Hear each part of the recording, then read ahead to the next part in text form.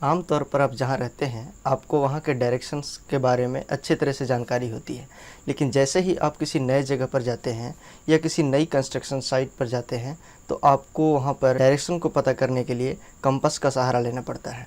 वैसे आपके फ़ोन में भी मैग्नेटिक सेंसर वाले फ़ोन आ रहे हैं, जिसमें आपको कंपास मिल जाएंगे, लेकिन आपके पास कंपास भी नहीं है, आपके पास मैग्नेटिक सेंसर वाला फ़ोन भी नहीं है, तो आप अपने घड़ी और सूर्य की मदद से वहाँ का डायरेक्शन फाइंड कर सकते हैं। तो आज हम इसी के बारे में बात करने वाले हैं, तो चलिए शुरू करते हैं।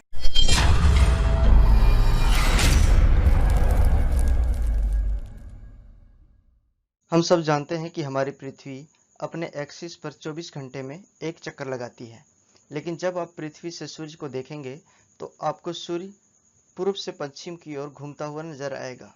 ये इसलिए होता है क्योंकि आप खुद पृथ्वी से देख रहे होते हैं। बिल्कुल वैसे ही जब आप ट्रेन पर खड़े होकर बाहर की चीज़ों को देखते हैं, तो सभी चीज़ें आपको पीछे की ओर दौड़ती हुई नजर आती हैं।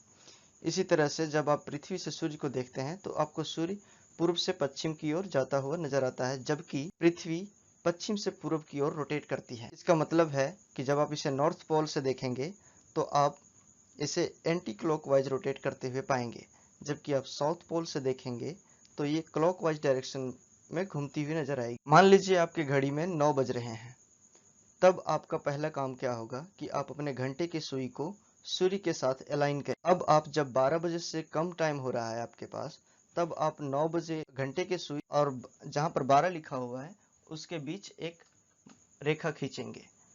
अब घंटे की सुई के क्लॉकवाइज डायरेक्शन में जो लाइन आएगा, वो नॉर्थ को डिनोट करेगा, और फिर नॉर्थ को डिनोट होते ही आप ईस्ट, साउथ और वेस्ट आसानी से निकाल सकते हैं, क्योंकि नॉर्थ के क्लॉकवाइज डायरेक्शन में ईस्ट होता है और ईस्ट के क्लॉकवाइज में साउथ और साउथ के क्लॉकवाइज डायरेक्शन में वेस्ट होता है।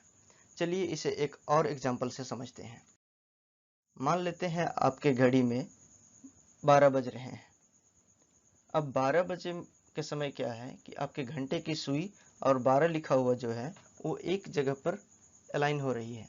अब आप घंटे की सुई को सूर्य के साथ अलाइन करेंगे, उसके मध्य में आप एक रेखा खींचेंगे जो उसके कोलिनियर होगा, तो उसके अपोजिट में नॉर्थ हो जाएगा, और इसी तरह से नॉर्थ के बाद ईस्ट, साउथ और वेस्ट क्लॉकवाइज डायरेक्शन में सभी लग जाएंगे।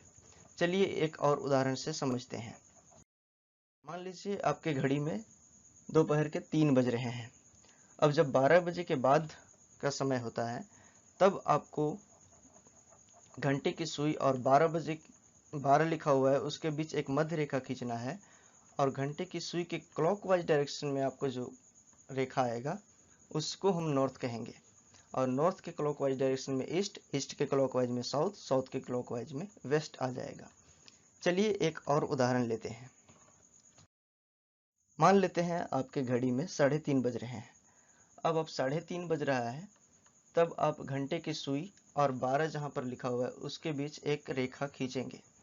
अब रेखा में घंटे की सुई के क्लॉकवाइज डायरेक्शन में जो भी आएगा वो नॉर्थ कोऑर्डिनेट करेगा, और उसी तरह से नॉर्थ के पता होते ही हम ईस्ट, साउथ और वेस्ट आसानी से लगा सकते हैं।